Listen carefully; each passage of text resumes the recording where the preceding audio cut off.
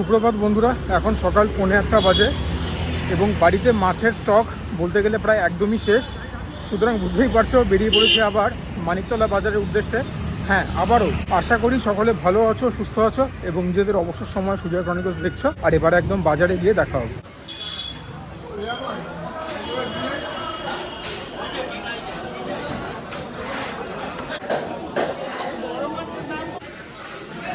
কাতলা মাছটা দেখে রাখো, 25 কিলো। এত বড় কাতলা কোনোদিন দেখিনি আমি।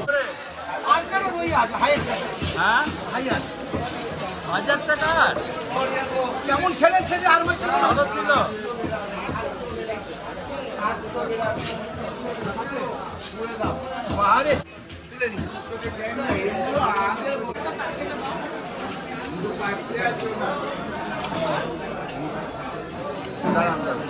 দাদা একটু সাইড দিন না।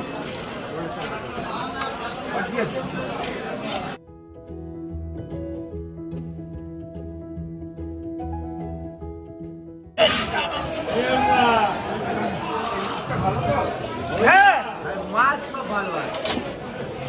1 কিলো 250 কিলো টাকাটা দাও। 140 টাকা দাও।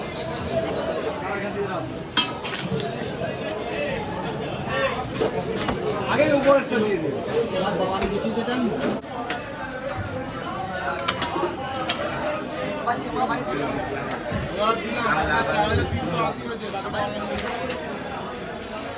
হবে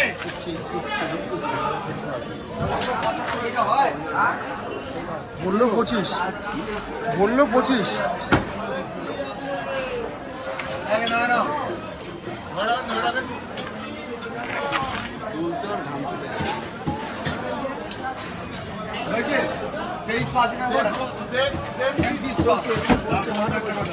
মাথাগুলো নামিয়ে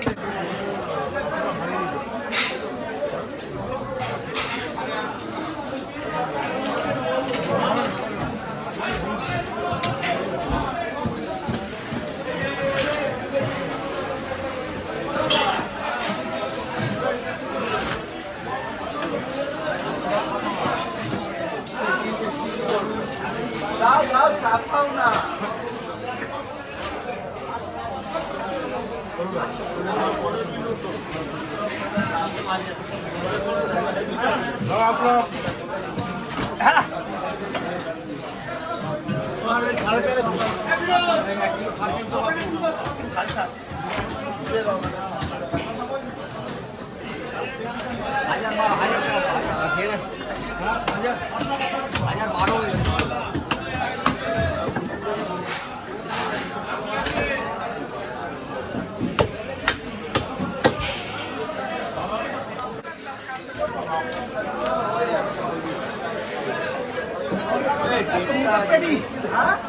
কোথাও পাবেন না।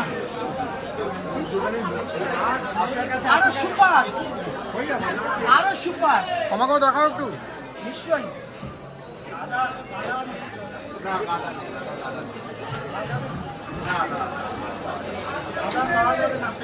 একটাই গোটা মাছ। ডিম ফিম নেই না?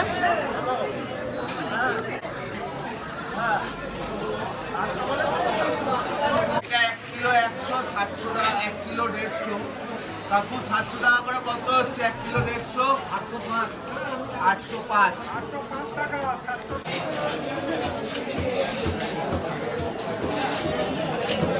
1 কিলো 300।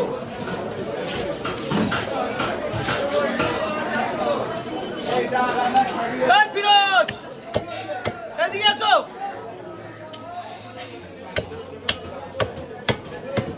কাতলা মাছটার ব্যাপারে তোমাদেরকে একটা কথা বলে রাখি। দেখতেই পেয়েছো তোমরা, 26 কিলোর উপরে ছিল কাতলাটা। আমার লাইফে এর থেকে বড় কাতলা মাছ আমি কোনোদিন দেখিনি। এই যে তোমরা পিসগুলো দেখছো, এটা কিন্তু মাঝখান থেকে চিড়ে দিয়েছে, তেলের দিকটা আমি নিয়েছি। তাতে দেখতে পাচ্ছ যে কতটা বড় পেটি হয়েছে। যদি পুরোটা নিতাম তাহলে এর দ্বিগুণ হতো একটা একটা পেটির সাইজ। ইনক্রেডিবল। আর মাছটাও খুবই ভালো, খুবই ফ্রেশ। কি আইটেমগুলো কীরকম লাগছে তোমাদের দেখে? শুরু করব নারকেল বরবটি ভাজা দিয়ে, আমার খুব প্রিয়।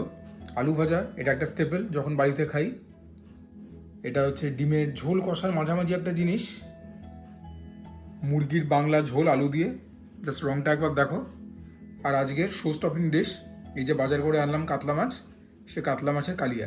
এনেছি তো 8 মাছও, তবে 2টো মাছ একসঙ্গে খেতে পারবো না। ডিম রয়েছে, মুরগি রয়েছে, এবং তোমাদেরকে এটা বলে রাখছি উইথ ফুল অনেস্টি যে সমস্তগুলো রান্না কিন্তু মা আজকে করেননি। মুরগিটা এবং ডিমটা বোধহয় গতকাল করা ছিল বা কিছু। তোমরা জানো মার শরীর সবসময় ভালো থাকে না, এখন ঠাকুরের কৃপায় তোমাদের শুভকামনায় ভালো আছেন, সুতরাং অত রান্নার যে একটা প্রেশার থাকে সেটা থেকে মাকে পার্মানেন্টলি নিষ্কৃতি দিয়ে দিয়েছি।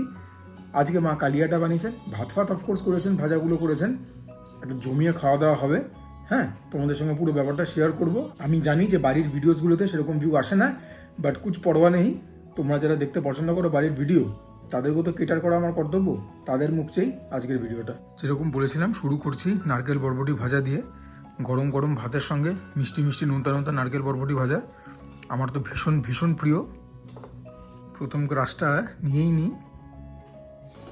অল্প নোনতা অল্প মিষ্টি আইটেমটা আমার ভীষণ প্রিয়। যেরকম বলছিলাম নারকেল দেওয়া থাকে ভেতরে কুড়িয়ে, ওর জন্য মিষ্টতাটা আসে, আমার তো খুবই প্রিয় এটা।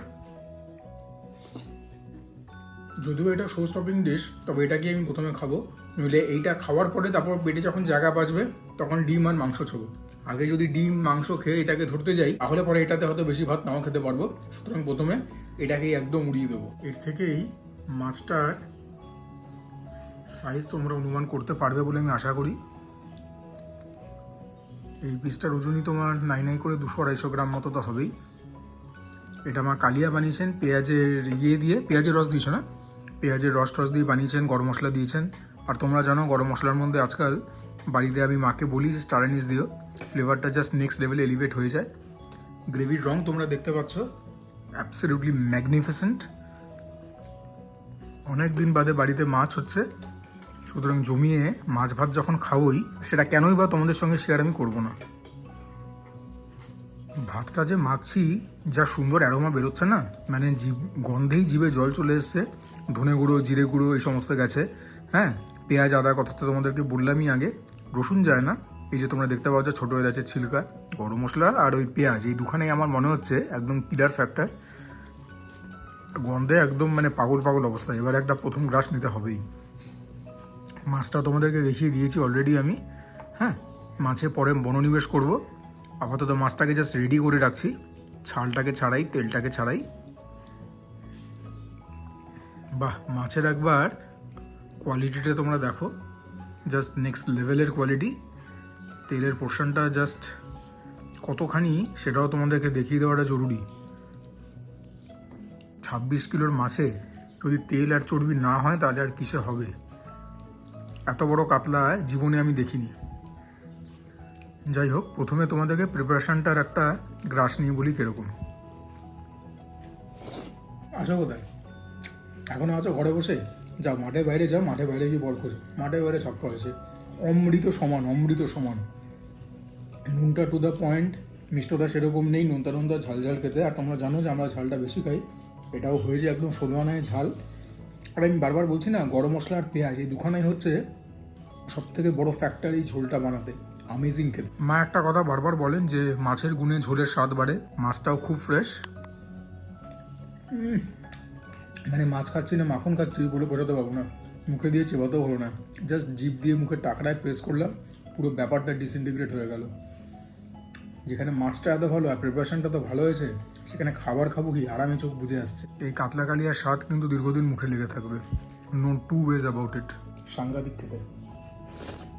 আর বলো তো কি, বাড়ির ভিডিওগুলোতে বেশি ভিউ পাই না দেখে রেস্টুরেন্ট বেশি কভার করতে হয় তো, সুতরাং বাড়িতে খাবারের অবকাশও কমে এসছে।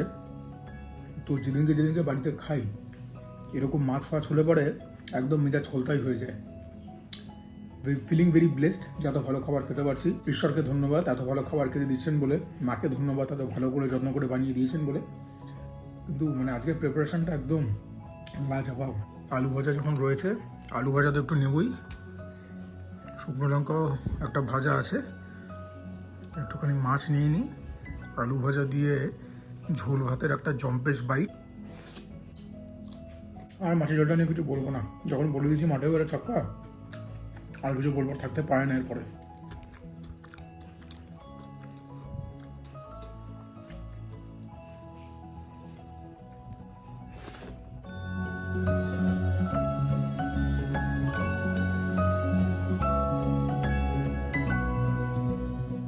বাপরে বাপ, মাছ খেয়েই তো পেট ভর্তি, ডিম আর মাংস খাবো কি করে?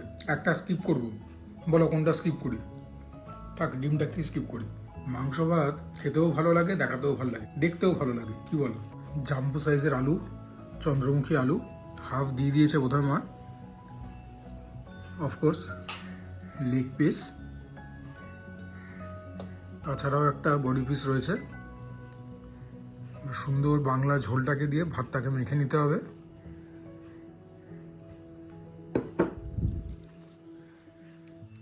একটুখানি ভাতটা ঝোলা ঝোলা করেই মাখা হবে, নইলে পরে ঠিক ঝোল ভাত খাওয়ার মজাটা আসে না।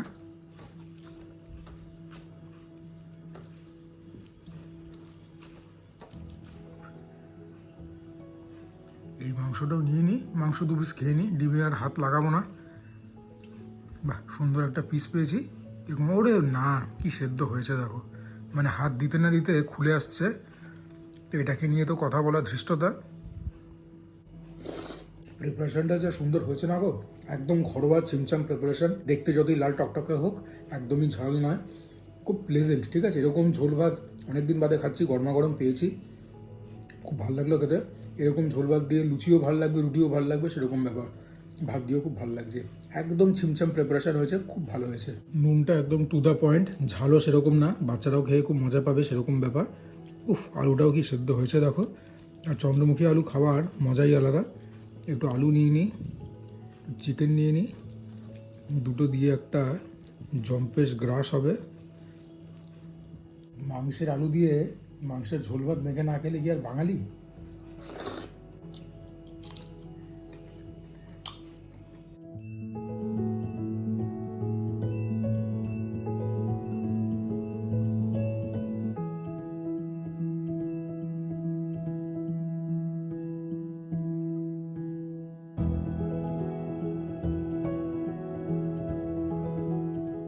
বন্ধুরা, আজকে আমাদের ভিডিওটাকে এখানে এন্ড করছি। যদি ভালো লাগে লাইক করে দিও, চ্যানেলটাকে সাবস্ক্রাইব করে পাশে থাকো। ডু কমেন্ট ডাউন বিলো, তোমাদের কমেন্ট থেকে যাবতীয় মোটিভেশন এবং ইন্সপিরেশন পাই। যদি মনে করো আমি ঠিকঠাক কন্টেন্ট বানাই, you guys can share my content with your friends and family. And for now this is Mishu signing off. প্রত্যেকে ভালো থাকো, সুস্থ থাকো, জমি খাওয়া দাওয়া করো, তার সঙ্গে ওয়ার্কআউট করো, because that is imperative. And keep praying for Tilottama. এটা ছাড়া আমাদের হাতে কিন্তু কিছু করবার নেই আর।